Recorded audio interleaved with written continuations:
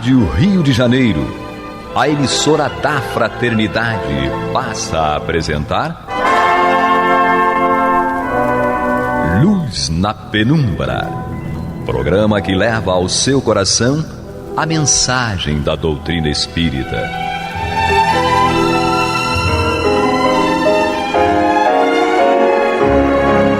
E com vocês, Henrique Parente, para o estudo de obras póstumas.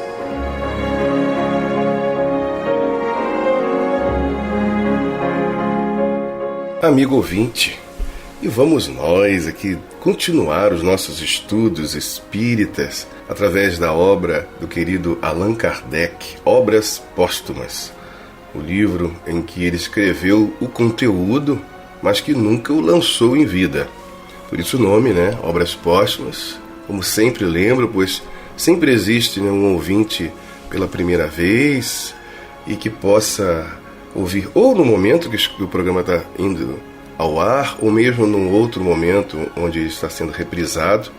E é sempre importante a gente lembrar, né, a dinâmica, a história um pouco e certas informações que podem fazer a diferença, né, na hora de a gente compreender o assunto ou a existência de tal assunto, do porquê as coisas acontecem ou aconteceram de uma forma ou de outra, né?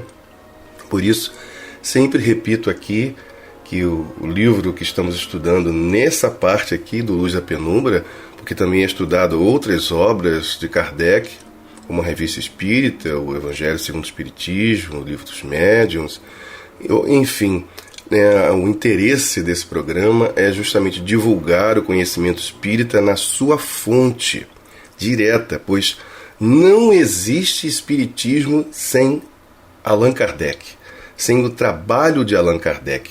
Tudo inicia ali. E Kardec, ele não é alguém só que iniciou o processo de pesquisa, de estudos, que lançou os primeiros livros. E muitas pessoas, às vezes, se esquecem disso. Ele é importante demais, porque ele está no princípio, ele está no meio e no fim do processo. E ele que gerencia, junto com outros espíritos superiores e com o espírito máximo para nós, que é Jesus, esse trabalho. Pois no mundo, no planeta Terra em que vivemos, ainda necessitamos deste auxílio imensamente.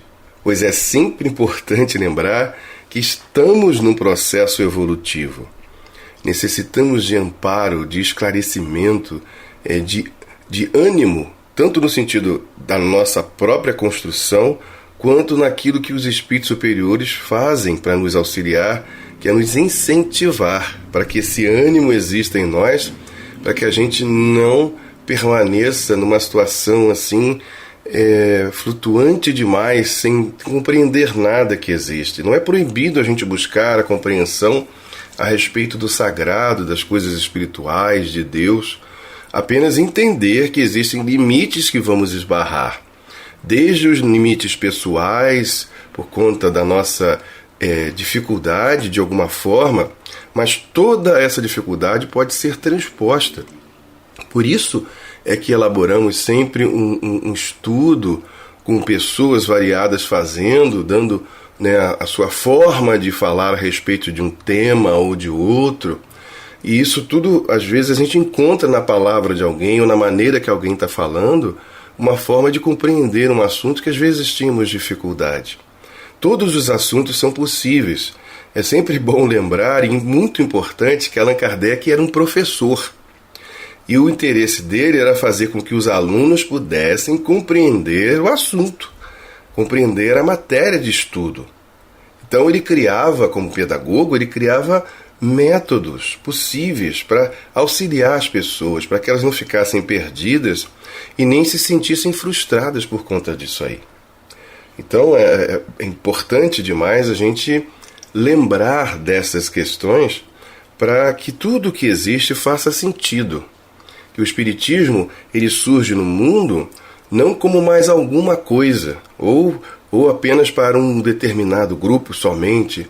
Não, é uma necessidade que surge mediante a grupos de pessoas que, à medida que vão estudando, vão tendo dificuldade de compreender a vida a partir daquilo que já existe, possa então passar a compreender melhor como funcionam as leis de Deus, que é o que estamos estudando aqui exatamente. Até o ponto, né, de estudo que a gente está tendo, e hoje dando continuidade, do livro Obras Póstumas, fala sobre as manifestações de espíritos, e no subtítulo está o caráter e consequências religiosas de manifestações de espíritos. Então nós iniciamos nessa parte e vamos dar continuidade hoje, né, no item 3 especificamente, dessa parte, né, dando sequência à primeira parte do livro, desta obra. Então, que diz o seguinte aqui, o item 3. Todas as religiões têm por base a existência de Deus e por objetivo o futuro do homem depois da morte. Isso é importante, essa frase. Ou seja, todas as religiões, ela tem por base o quê? A existência de Deus. Isso é fundamental, porque é exatamente a essência da nossa busca da compreensão do que é sagrado, ou seja, do que a gente chama de plano ou mundo espiritual, na nomenclatura espírita, e mais para outras religiões, né, tem uma forma diferente de falar, mas todos temos esse mesmo objetivo, de ter a figura divina como sendo o centro de tudo isso. A palavra religião significa religar. Então a gente não religa nada que porventura não tivesse sido desligado, né? Então essa é a ideia de restabelecer um canal, restabelecer uma comunicação. E dentro disso aí é compreender as relações que existem entre nós que aqui estamos neste mundo, e como dizia ainda há pouco, né, é um mundo de provas e expiações. Eu não usei esse termo, mas falava no sentido do homem necessitar evoluir, e o estado em que nos encontramos, segundo o que o Espiritismo nos faculta, é que este mundo, planeta Terra, é um mundo de provas e expiações. Um dia o planeta Terra foi um mundo primitivo, onde a bestialidade reinava aqui, em todos os sentidos, né, no mundo animal, e quando surgiu o homem também.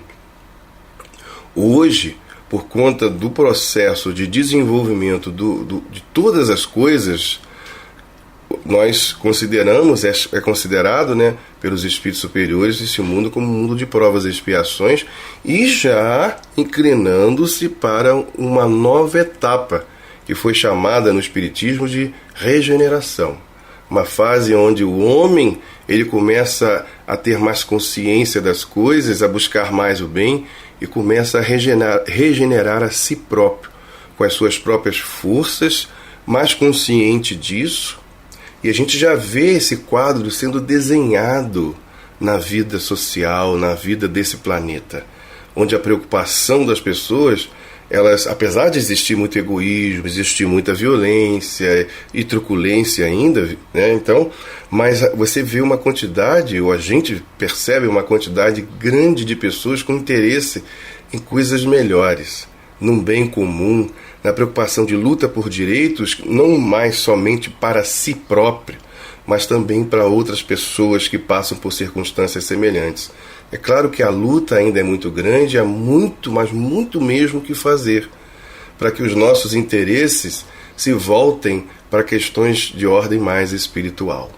Então, né, como lemos aqui, todas as religiões têm por base a existência de Deus, porque Ele é a essência disso aí, dessa religação, dessa necessidade, e através dele que a religião passa a ter sentido, esse religar com o sagrado. E por objetivo, aqui do texto, por objetivo o futuro do homem depois da morte. Opa! Então, a gente se preocupa também com a continuidade da vida. Ou seja, o que será de nós após a desencarnação? O que será de nós após a morte?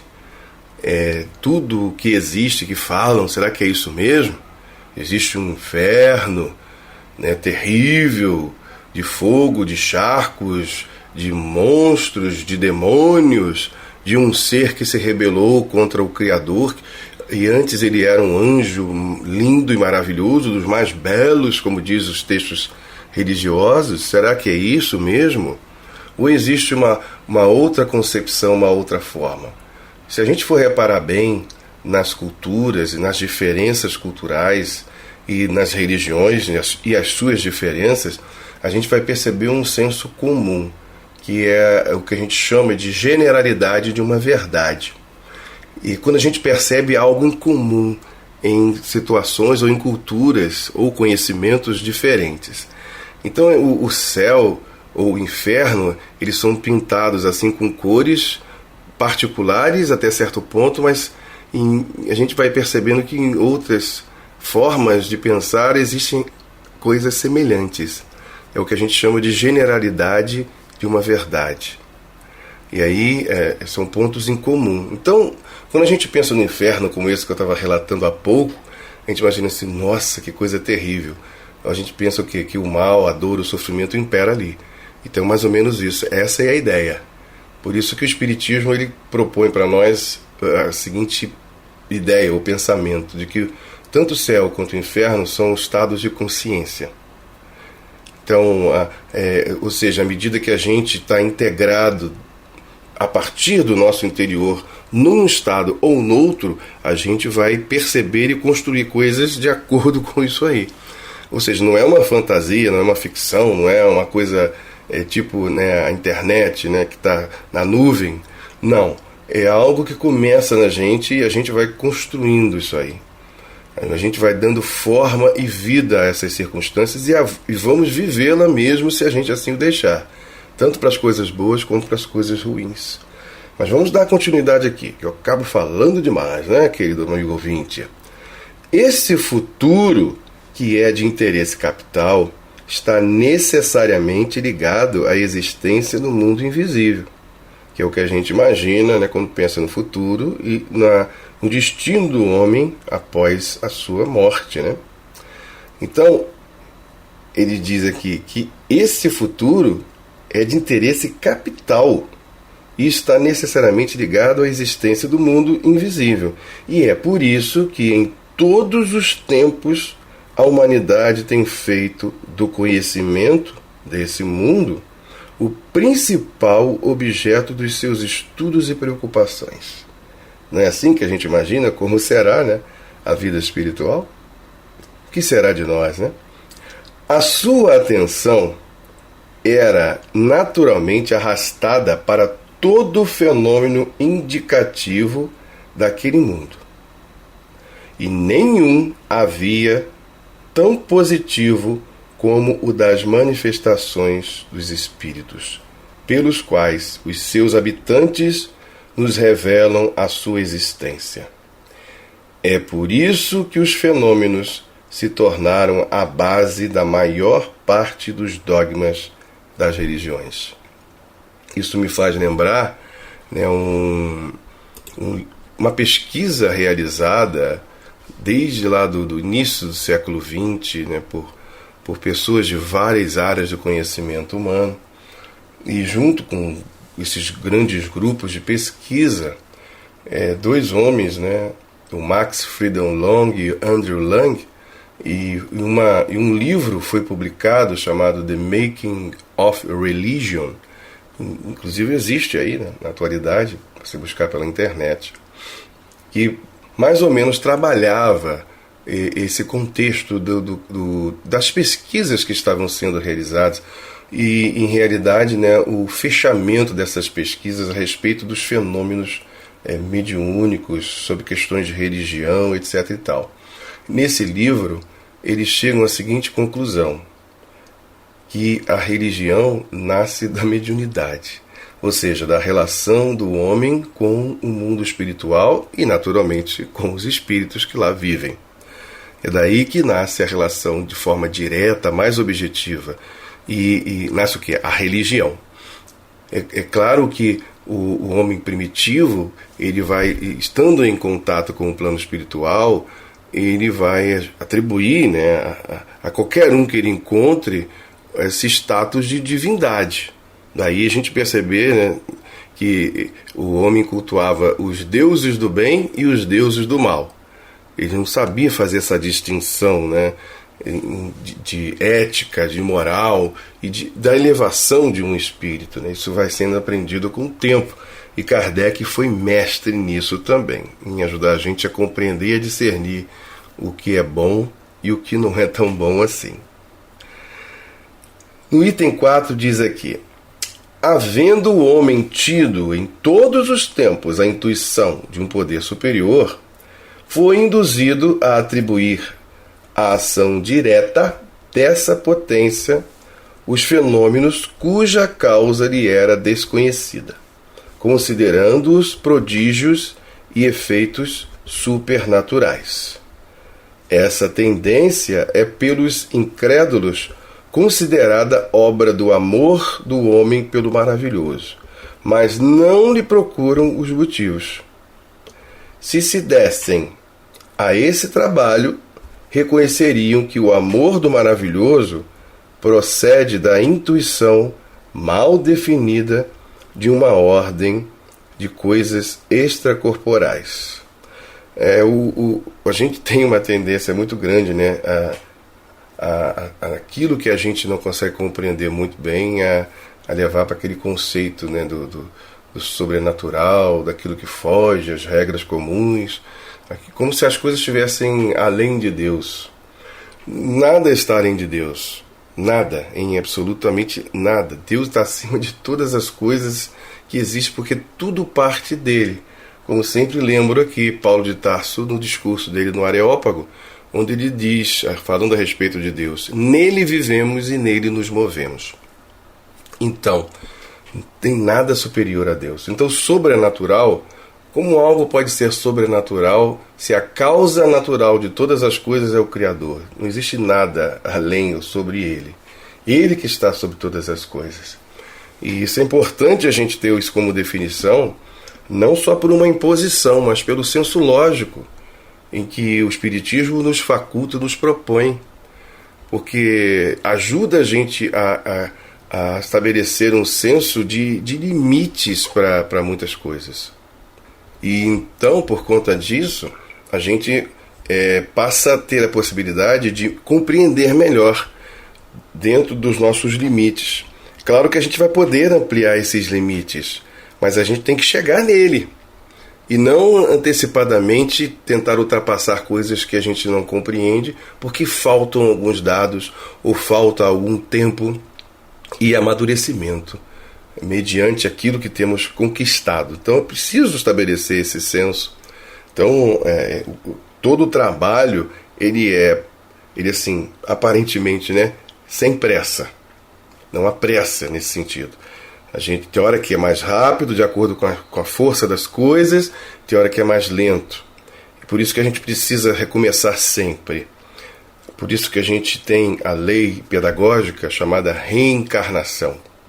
Porque ela vai favorecendo a gente nesse sentido de amadurecer, passando por experiências muito semelhantes, mas ao mesmo tempo diferentes das anteriores.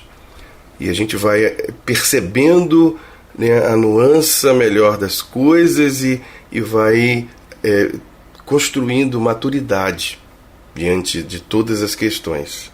E é quando a gente se torna cada vez mais sábio. A inteligência ela adquire esse status, né, de sabedoria. Com o progresso da ciência, continuando o texto, e o conhecimento das leis da natureza, aqueles fenômenos têm pouco a pouco passado do domínio do maravilhoso ao dos efeitos naturais, como estamos dizendo. E por isso, o que se supunha outrora, outro tempo, noutra situação sobrenatural, não o é mais atualmente, nem mais o será de hora em diante. É exatamente isso. Então, quando a gente compreende uma coisa, a gente passa a ter aos poucos domínio sobre essas coisas. E um domínio positivo, porque isso vai ajudar a gente a continuar a nossa caminhada evolutiva, né? Na construção da compreensão, no desenvolvimento da inteligência e tudo mais. E da moralidade, é claro. Os fenômenos dependentes da manifestação dos espíritos fornecem, pela sua própria natureza, um contingente aos fatos considerados maravilhosos. Devia, porém, chegar o tempo em que fosse conhecida a lei que os rege, e eles entrassem, como quaisquer outros, na ordem dos fatos naturais. Esse tempo chegou, e o Espiritismo, fazendo conhecer aquela lei, trouxe a chave da maior parte das passagens das Escrituras Sagradas, que aludiam a ela, e os fatos reputados miraculosos. Então, o Espiritismo é exatamente isso, é uma ciência, por isso que nasce como ciência, como filosofia, porque caminham juntas, né? A filosofia ela vai tornar possível a gente olhar para alguma coisa para buscar a compreensão dessa tal coisa. Então é preciso questionar, é preciso perguntar. Não foi o que Kardec fez no Livro dos Espíritos, desde o início ali, nos diálogos com o plano espiritual? E como a gente vai ver aqui na segunda parte desse livro, exatamente um pouco, né, desse contato de Kardec com o mundo espiritual, a relação, os diálogos, as perguntas, coisas muito interessantes, mas tudo a seu tempo. A gente vai chegar lá. Por enquanto aqui a primeira parte, né, tem bastante coisa para a gente pensar, aprender a respeito, refletir a respeito das leis da natureza, em que o Espiritismo ele nasceu para isso, para ajudar a gente a entender aquilo que antes era considerado sobrenatural, mas que em realidade não é sobrenatural. São fenômenos, são efeitos naturais. Então não tem nada miraculoso, nada assim absurdo. Eram apenas leis desconhecidas, mas todas elas leis de Deus. No item 5, diz Kardec: o caráter de um fato miraculoso é ser insólito e excepcional. É ser uma derrogação das leis da natureza. É importante, né, a gente só dar uma paradinha rápida aqui, quando a gente fala assim, que o caráter tem um fato miraculoso, e nesse sentido é ser insólito, ou seja, é algo que não é habitual, é incomum, é anormal e excepcional, como diz aqui. Então, isso é ser o quê? Uma derrogação das leis da natureza, segundo essa concepção do ato, do fato miraculoso. Desde que um fenômeno se reproduza em identidade de condições, é porque obedece a uma lei e, portanto, não é miraculoso. Essa lei pode ser ignorada, mas nem por isso deixa de existir, competindo ao tempo torná-la conhecida. E exatamente o que acontece. Se hoje ela não é aceita, não é compreendida, mas vai chegar o seu tempo. Isso com certeza vai chegar, porque nada fica paralisado. E aqui tem uma notinha aqui do revisor, né, que é o Herculano Pires, que diz o seguinte: os milagres dos evangelhos são estudados por Kardec na segunda parte do livro A Gênese. A Bíblia, desde o Gênesis até suas últimas páginas, é um grande repositório de fatos espíritas. Ou seja, são os fenômenos ligados à mediunidade, o campo da fenomenologia, né? E isso, continua Herculano, não diminui o seu valor. Os milagres ali apresentados não são violações da lei de Deus, mas intervenções dos espíritos, chamados anjos, arcanjos ou santos, realizadas dentro da própria lei divina. Exatamente isso que ocorre, e o Espiritismo, como ciência, vem nos auxiliar para a gente entender isso aí.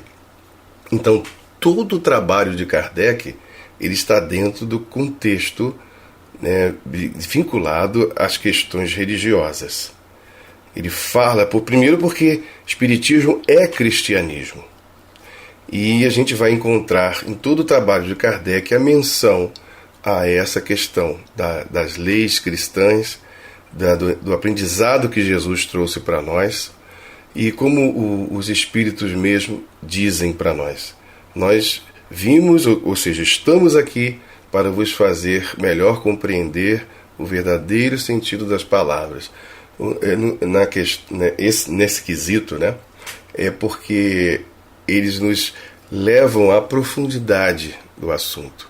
Saem daquele status puramente da concepção literal e nos levam a uma compreensão mais profunda a respeito dos acontecimentos que constam no trabalho do segundo momento, né, digamos assim, da segunda revelação de Deus aos homens, que foi a própria presença de Jesus fisicamente aqui no nosso planeta.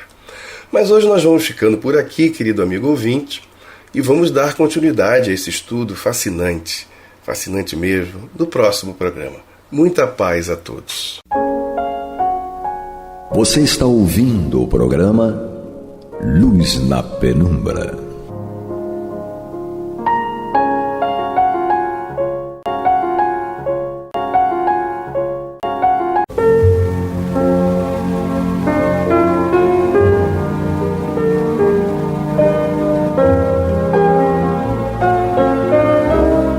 A Rádio Rio de Janeiro está levando ao seu lar e ao seu coração a mensagem consoladora da doutrina espírita, através do programa Luz na Penumbra.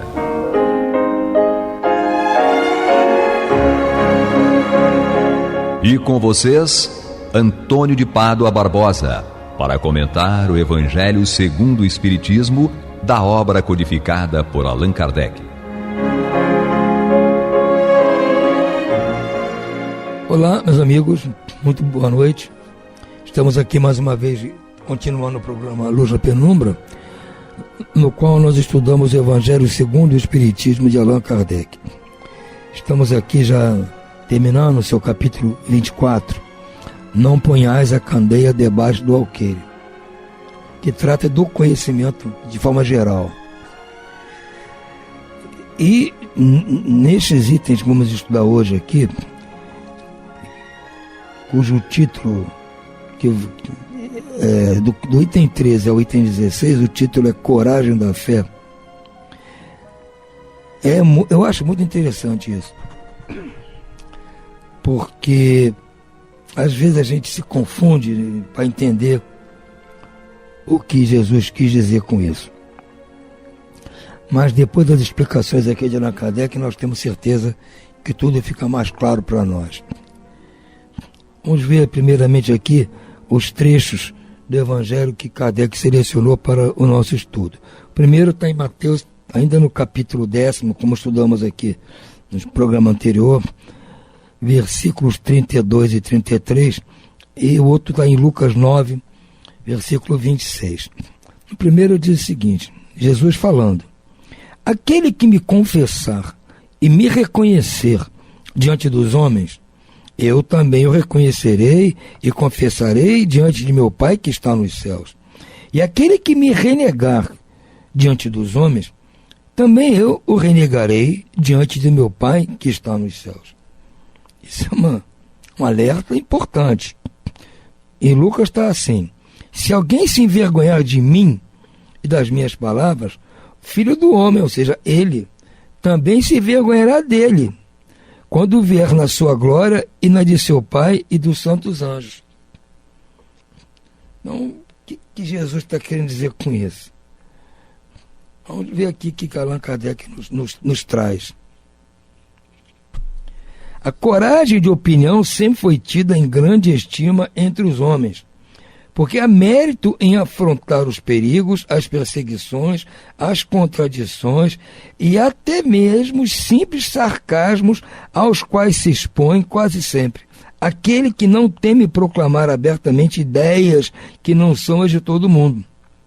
Aqui, como em tudo, o merecimento é proporcional às circunstâncias e à importância do resultado. Há sempre fraqueza em alguém recuar diante das consequências de sua opinião e em renegá-la.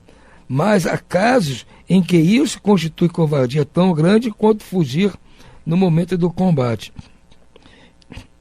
A que Kardec está se referindo aqui? Ora, se nós nos dizemos seguidores do Cristo, aceitamos a sua doutrina, as suas propostas, suas palavras, temos isso como resolvido para nós. Nós não podemos, em hipótese alguma, a hora de emitir uma opinião a respeito desses assuntos, renegar isso. Porque pode acontecer realmente, como diz aqui, a coragem de opinião sempre foi tida em grande estima entre os homens, porque há mérito em afrontar os perigos, as perseguições, contradições e até simples sarcasmo, aos quais se expõe quase sempre aquele que não teme proclamar abertamente ideias que não são de todo mundo. Então, como essas ideias do Cristo não são de todo mundo, pelo menos da maneira que nós pensávamos, na época do Cristo era pouca gente. Hoje quase todos são cristãos, mas nós espíritas somos poucos ainda. Então, se nós aceitamos isso, não podemos ter medo, só porque medo das consequências, porque nós vamos dar a nossa opinião e vamos sofrer tudo isso aqui. Perigos, perseguições, contradições, até mesmo sarcasmos. Cadê a nossa opinião a respeito do que ensinou o Cristo? Há muita gente que vai dizer, quando você fala, não, tem que perdoar o inimigo. Que isso, é absurdo. Mas é o Cristo que está falando, não sou eu. Se não concorda, vai discutir com Cristo. Ele que mandou amar o inimigo, perdoar as ofensas. Amar a Deus sobre todas as coisas e ao próximo como a si mesmo, amar até o inimigo. Então, não posso eu agora concordar com isso, achar certo, e na hora de eu demonstrar eu fujo, desvio, mudo de assunto. Não estou, como diz o Cristo, não estou confessando o Cristo perante os homens. Só confesso o Cristo perante mim mesmo, perante o espelho, sozinho no meu quarto, eu sou o maior cristão. Na hora de demonstrar isso, eu me escondo. Aqui, como em tudo, o merecimento é proporcional à circunstância e à importância do resultado. Claro. Se eu vou ter mérito nisso, vai ver do resultado daquilo que eu vou propor. Se eu fujo, não vou ter resultado bom. Aqui, há sempre fraqueza de alguém em recusar diante das consequências de sua opinião e em renegá-la. Então, com medo da repercussão da minha opinião, eu escondo até renego. Poxa, então eu não estou confessando o Cristo. Confessar o Cristo é confessar a sua doutrina. Eu vou mais. Eu digo que não é só em palavras, é em atos. Nas nossas atitudes é que vão mostrar se seguimos ou não o que o Cristo pregou. Concordamos com aquilo e vamos ver na hora. Perante os outros, vamos agir contra aquilo que nós acreditamos, só para não criar uma celeuma, uma confusão. Jesus hostilizou essa covardia do ponto de vista especial da sua doutrina, dizendo que, se alguém se envergonhar de suas palavras, desse também ele se envergonhará, que renegará aquele que o tiver renegado, que reconhecerá perante o Pai que está nos céus aquele que o confessar diante dos homens. Em outras palavras, aqueles que tiverem medo de se confessarem discípulos da verdade não são dignos de serem admitidos no reino da verdade. Perderão o benefício de sua fé porque se trata de uma fé egoísta que eles guardam para si, ocultando-a para que não lhe traga prejuízo neste mundo. Ao passo que aqueles que proclamam a verdade abertamente, colocando-a acima de seus interesses materiais, trabalham pelo seu próprio futuro e pelo futuro dos outros. Então, eu tenho que pensar nisso. Se eu acredito que é verdade o que o Cristo ensinou, eu tenho que, não só eu não posso sair por aí pregando para todo mundo, como nós já estudamos aqui antes. Se formos chamados a demonstrar o nosso conhecimento, vamos demonstrar de preferência para aqueles que já têm alguma noção. Então, eu vou concordar com Cristo, dizer, não, Antônio, não tem que amar o inimigo. Eu digo, não, senhor, tem sim, está aqui, está lá, capítulo 12 do Evangelho segundo o Espiritismo. Eu não vou dizer, não, tá, tudo bem. Agora, o principal é as minhas atitudes. Eu tenho que mostrar, tratando um pretenso inimigo meu, com o mesmo jeito que eu trato aqueles que são meus amigos, mesmo ele tendo feito coisas contra mim. Aí eu estou demonstrando, não estou só falando. É muito mais difícil isso, nós estamos aqui para aprender. O Cristo falou isso há 2000 anos e continua valendo, porque nós temos a tendência, por causa dos nossos interesses materiais, nós passamos por cima disso, fingir que não vimos. É aquela história que está aqui no capítulo 17, quando fala do dever. Cumprir o dever é complicado, porque tem horas que a gente, por interesses do coração, interesses das circunstâncias, nós não cumprimos o dever. E um desses deveres é confessar o Cristo, confessar a sua doutrina. Não é verdade? E nós, às vezes, procuramos não usar desses direitos de mostrar que somos ainda praticantes do que o Cristo ensinou, com medo. E aí, às vezes, até renegamos aquilo que nós acreditamos para não criar um problema. Nós temos que ter capacidade de manter a nossa coragem da fé e evitar causar o problema. Nós temos que ter essa capacidade. É difícil, muito difícil. Para isso precisamos da ajuda dos nossos amigos espirituais e que, sentindo esse nosso interesse, venham em nosso auxílio, vão nos ajudar, vão colocar palavras na nossa boca, vão nos lembrar das nossas atitudes, vão reforçar nossas atitudes. Ah, mas Antônio, isso é difícil, tem horas que não dá. Não, tá tudo, concordo. Mas nós temos que nos esforçar sempre. Não é que é porque ouvimos isso que vamos, agora em diante, vou fazer isso sempre. Tem horas que vamos errar, vamos fraquejar. O Pedro não fraquejou 2 vezes, negou Jesus. Ele negou Jesus, não confessou o Cristo. O Pedro. E quem somos nós?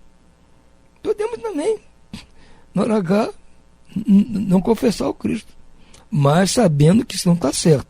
Temos que nos esforçar para nos manter fiéis à nossa fé. Assim será com os adeptos do Espiritismo. Aí Kardec já relaciona conosco. Já que a doutrina que professo não é outra senão o desenvolvimento e aplicação da doutrina dos evangelhos. Também a eles se aplica a palavra do Cristo. Então, isso que o Cristo falou da sua doutrina, dele, confessar a ele, vale para aqueles que são adeptos do Espiritismo. Tem que confessar o Espiritismo. Dizer, não, eu sou espírita. Ah, mas você acredita na reencarnação? Sim. Ah, mas isso é balela, é absurdo. Bom, no seu ponto de vista pode ser, mas no meu não é. Não vamos tergiversar. Nós temos que manter o nosso ponto de vista. Sem agredir ninguém, sem ofender ninguém, sem tentar impor nossa opinião.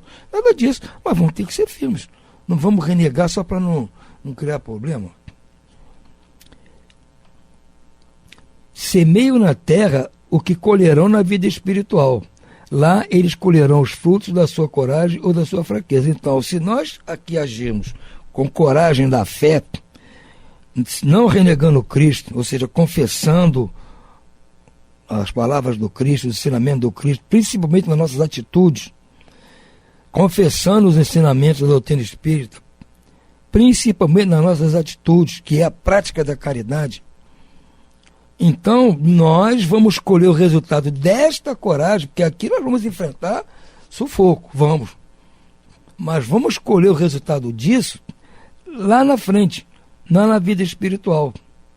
Lá nós vamos colher o resultado dessa coragem. Pode ser que aqui não colhamos. Podemos chegar ao último dia da nossa vida ainda apanhando por causa disso. Mas vamos lembrar como os cristãos primeiros que passaram. Foram para a arena romana. O que houve com Pedro? O que houve com Paulo e outros? Né? Porque insistiram, não acreditando no Cristo. E foram sacrificados. Não é o ponto hoje em dia mais. Ninguém está sendo morto, crucificado, lançado aos leões porque é cristão. Nem muito menos porque é espírita. Então hoje a tarefa está menos complicada para nós. Então, nós não podemos, como eu disse, tergiversar, ficar titubeante, com medo de... Eu acho que você não vai chegar numa festa, numa reunião, olha, seu pessoal, olha só, quero declarar aqui que eu sou cristão, que eu sou espírita. Não se trata desse assunto, é uma festa. Agora, se alguém vem e pergunta, dá uma opinião, tem uma dúvida, você não pode fingir que não entendeu, ou dar uma opinião contrária à sua... Não, você vai dar sua opinião tranquilamente. Ah, se as pessoas se chocarem, você pede desculpa, olha, tudo bem. Perguntaram a minha opinião, eu dei. Ninguém é obrigado a concordar com ela. Ah, mas você vai deixar rolar, esse cara está fazendo isso e aquilo com você, com sei o que, você não vai deixar para lá? Vou. Ah, mas não pode, pode. Eu estou só cumprindo aquilo que o Cristo mandou fazer. Ah, mas você não é o Cristo. Claro que eu não sou o Cristo. Estou muito longe de ser o Cristo. Mas tem que começar uma hora. Eu vou deixar para começar quando? Já que eu sou reencarnacionista, estou começando nesta encarnação para colher no futuro os frutos dessa minha escolha.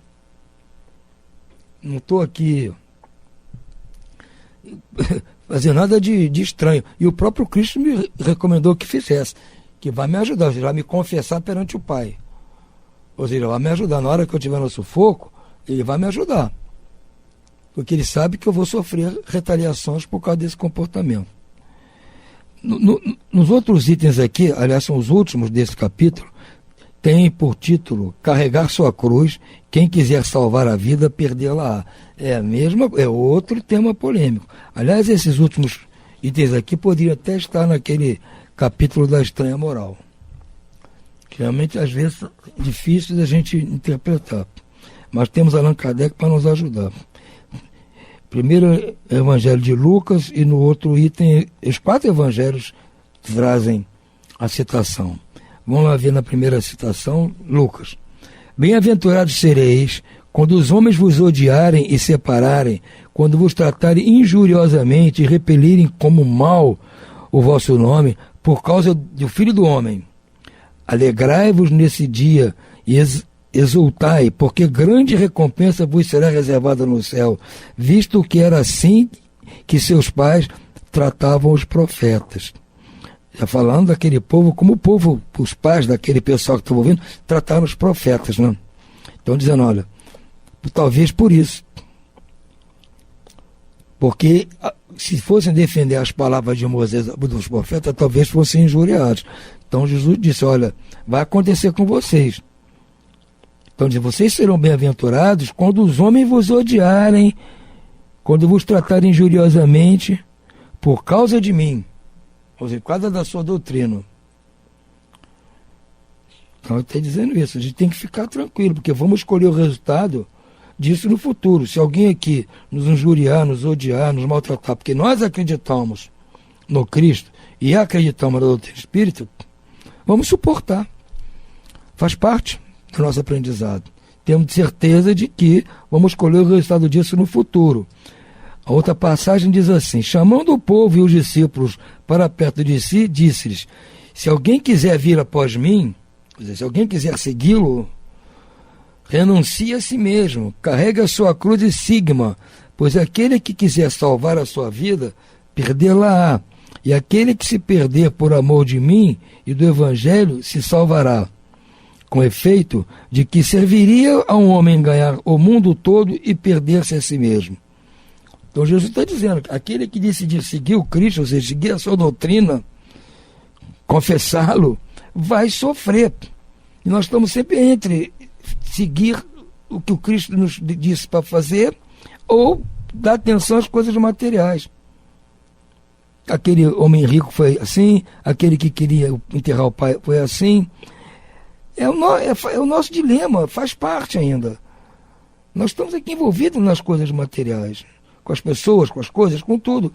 Então temos dificuldade de largar essas coisas e atender o chamado do Cristo. Mas isso também não pode ser ao pé da letra. Nós temos que buscar o equilíbrio dentro das coisas, porque nós temos que atender muitas coisas do mundo ainda e atender as coisas do reino de Deus. E temos que buscar o equilíbrio. Diz aqui Kardec, alegrai-vos de Jesus quando os homens vos odiarem e perseguirem por minha causa, visto que sereis recompensados no céu. Essas palavras podem ser traduzidas assim, felizes sereis quando os homens, pela má vontade com que tiverem agido convosco, vos propiciem ocasião de provar a sinceridade da vossa fé, porque o mal que vos façam redundará em vosso proveito. Lamentai-lhes a cegueira e não os amaldiçoeis. Isso aí, eles são cegos, não vamos brigar com eles, nem ofendê-los, nem amaldiçoá-los, nada disso. Vamos tocar a nossa vida. Depois acrescenta Jesus, aquele que quiser seguir-me, carrega a sua cruz, que todos nós temos a nossa cruz para carregar. Então, seguir o Cristo, pegar minha cruz, meus problemas, minhas provas, minhas expiações, minhas ingresias, minhas encrencas, botar nas costas e carregar. Isto é, suporte corajosamente as tribulações que a sua fé lhe acarretar. Pois aquele que quiser salvar a vida e seus bens, renunciando a mim, perderá as vantagens no reino dos céus. Ou seja, pega tudo isso, essa encrenca toda, e vamos seguir o Cristo. Porque aquele que quiser salvar a vida, largando tudo isso para ter uma vida do bem bom, renunciando ao Cristo, vai perder as vantagens que poderia obter quando estiver no reino dos céus. Ao passo que aqueles que tiverem perdido tudo no mundo, até mesmo a vida, para que a verdade triunfe, receberão na vida futura o prêmio da coragem, da perseverança e da abnegação. Mas aos que sacrificam os bens celestes aos gozos terrenos, Deus lhe dirá: já recebeste vossa recompensa. É o que acontece com muita gente que busca as benesses materiais, reza, pede a Deus, faz promessa, isso, aquilo, oferece isso, aquilo, para obter benesses materiais aqui na vida. Tudo bem, consegue. Mas depois, quando chegar na espiritualidade e estiver lá sem nada e reclamar, você que você pediu, nós demos uma vida material super confortável para você. Você não pediu isso? Nós demos. Agora, aqui é diferente. Você não fez nada para que a vida... Você não pediu conforto aqui. Se tivesse pedido conforto aqui, a gente ia proporcionar o conforto a você aqui. Você pediu conforto lá, na vida material. Então, estamos resolvidos. Por isso que eu digo, nós não podemos abdicar da vida material de uma hora para outra. Precisamos dela. Há pessoas que dependem de nós. Outras pessoas, às vezes crianças, filhos pequenos, netos, tem esposas, maridos, sogros, sogras, mãe, pai, dependem de nós. Então nós temos que atender materialmente essa gente.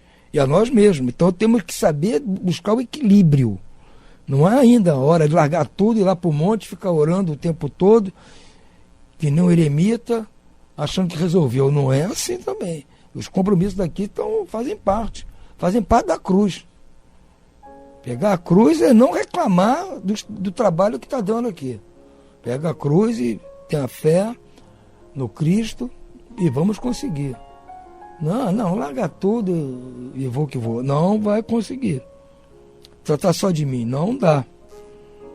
Nós temos que buscar o equilíbrio das coisas e com certeza vamos receber a recompensa. Pode não ser nessa passagem futura pelo reino da espiritualidade, assim, em outra encarnação, mais tarde, em outra. Não importa. Vai chegar um momento em que vamos colher os frutos desse trabalho, que estamos começando agora. Estamos plantando agora. Então não podemos querer que planta hoje colhe amanhã. Mas temos que começar a plantar. Essa é a ideia. Espero que fique com vocês aí, para vocês meditarem esse final de noite. Por hora, desejo a vocês todos muito boa noite e muita paz.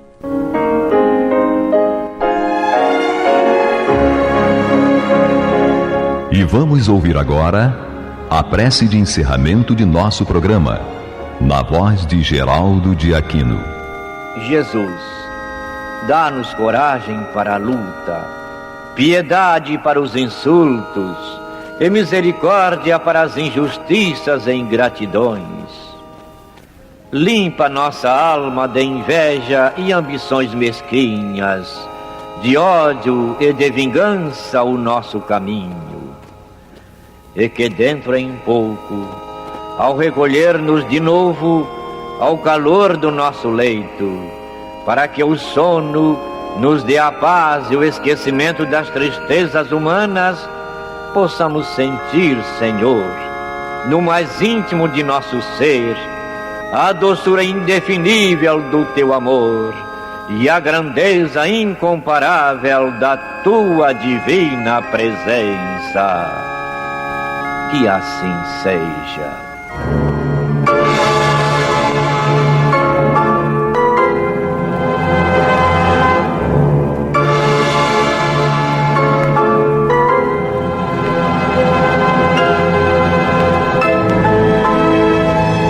Acabamos de apresentar o programa Luz na Penumbra, que voltará a ser apresentado amanhã às 21 horas nesta emissora.